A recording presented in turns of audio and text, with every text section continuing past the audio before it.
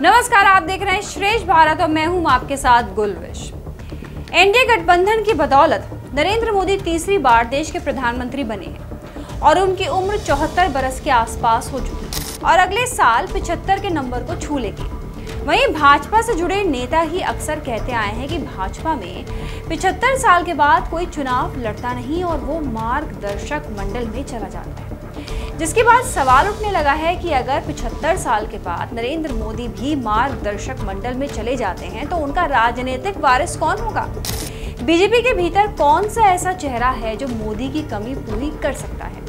ये सवाल इसलिए भी उठ रहा है क्योंकि 2014 में पहली बार प्रधानमंत्री बनने के बाद ये नियम बनाया कि 75 साल की उम्र से ज्यादा का कोई व्यक्ति केंद्रीय या राज्य सरकार में कोई प्रशासनिक पद नहीं रखेगा। ये कोई आधिकारिक नियम तो नहीं था, लेकिन पार्टी ने उस समय इसे नीति की तरह अपनाया। मोदी सरकार के इस फैसले को आरएसएस ने भी मोहर लगाई, जिसके बाद साल 2014 के आम चुनावों में जब बीजेपी ने जीत का स्वाद चखा तो वो पार्टी ने मार्गदर्शक मंडल बनाने का फैसला लिया। पूर्व उप प्रधानमंत्री और बीजेपी के वरिष्ठ नेता लाल कृष्ण आडवाणी और पूर्व केंद्रीय मंत्री मुरली मनोहर जोशी दो ऐसे बड़े नाम थे जिन्हें इस मंडल में शामिल किया गया। उस वक्त 75 साल से ज्यादा उम्र के भाजपा नेताओं को कोई प्रशासनिक पद भी नहीं दिया गया था। पूर्व वित्त मंत्री यशवंत सिन्हा को भी उम्र की सीमा के कारण सरकार में शामिल नहीं किया गया था। वहीं भाजपा ने साल 2024 का चुनाव पीएम मोदी के चेहरे पर लड़ा था। वहीं 400 पार का नारा देकर चल रहे पीएम मोदी को जनता ने 300 सीटें भी नहीं दी और तो और यूपी में बड़ा नुकसान भी उठाना पड़ा। अयोध्या के साथ बीजेपी पहले से जीती हुई कई सीटें गंवा बैठी और बीजेपी को गठबंधन की बैसाखी के सहारे केंद्र में सरकार बनानी पड़ी। मोदी की बढ़ती उम्र का तकाजा और जनता के बदलते रुझान को देखकर सुगबुगाहट है कि अब मोदी का चार्म पहले जैसा नहीं रहा।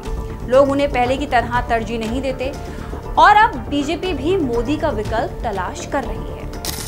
इन सभी चर्चाओं के बीच एक नाम है जो इन दिनों सबकी जुबान पर है, वो है यूपी के मुख्यमंत्री और गोरखधाम मठ के महंत योगी आदित्यनाथ का। गोरखपुर के मठ के इस सन्यासी को यूपी की जनता के साथ देश के लोग भी प्यार देने लगे हैं, पसंद करने लगे हैं। दरअसल बीजेपी जिन वोटर्स के बीच पसंद की जाती है वहां मोदी के बाद योगी ही हैं जो जनता की पसंद बनकर उठे हैं, न सिर्फ यूपी बल्कि दूसरे राज्यों में भी। योगी की अपील बीजेपी में नंबर 2 के नेता यानी अमित शाह से भी ज्यादा है।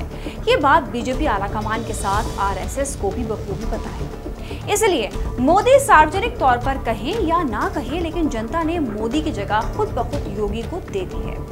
वहीं कहा यह भी जाता है कि पीएम मोदी के अमित शाह को ही अपना राजनीतिक उत्तराधिकारी बनाना चाहते हैं, क्योंकि शाह ही मोदी के सबसे ज्यादा करीबी हैं। वहीं अमित शाह योगी को कुछ खास पसंद नहीं करते, क्योंकि योगी यूपी में अपने समझ और रणनीति बनाकर सरकार चलाते हैं। वे केंद्र से यानी कि अमित शाह की ओर से आ रहे आदेश की कई बार अनदेखी कर चुके हैं।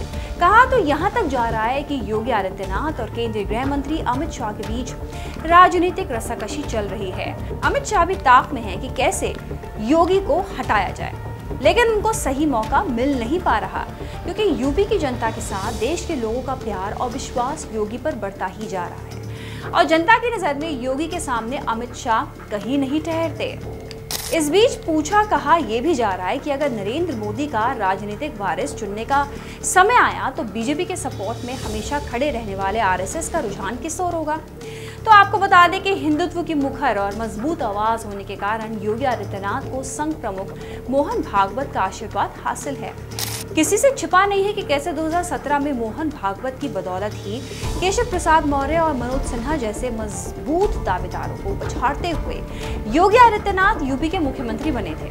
वहीं जब 2024 के लोकसभा चुनाव में यूपी में हार का ठीकरा योगी के सिर पर फोड़ने की कोशिश हुई, तब भी मोहन भागवत ही योगी के सामने ढाल बनकर खड़े हो गए थे, जिसे तस्वीर थोड़ी साफ जरूर हुई है। मोदी, शाह और राजनाथ सिंह के बाद सिर्फ योगी ही हैं जो आने वाले समय में बीजेपी की नैया पार लगा सकते हैं और मोदी के उत्तराधिकारी बनने के मजबूत दावेदारों में हैं, क्योंकि वे आरएसएस के चहेते हैं और अपने हैं और उत्तराधिकारी अक्सर अपनों को बनाया जाता है। लेकिन इस बात से भी इनकार नहीं किया जा सकता कि राजनीति में अपने की परिभाषा बदलती रहती है। वहीं अक्सर देखा भी गया है कि राजनीति के दंगल में वे खिलाड़ी भी बाजी मार जाते हैं जो अखाड़े से दूर बैठे रहते हैं। आपका क्या कहना है इस खबर पर कमेंट करके जरूर बताएं। खबर को शेयर करना ना भूलें, हमें सब्सक्राइब करना ना भूलें। नमस्कार। श्रेष्ठ भारत पर खबरों से जुड़े रहने के लिए चैनल को सब्सक्राइब और लाइक करें, बेल आइकन दबाएं और देखते रहें श्रेष्ठ भारत।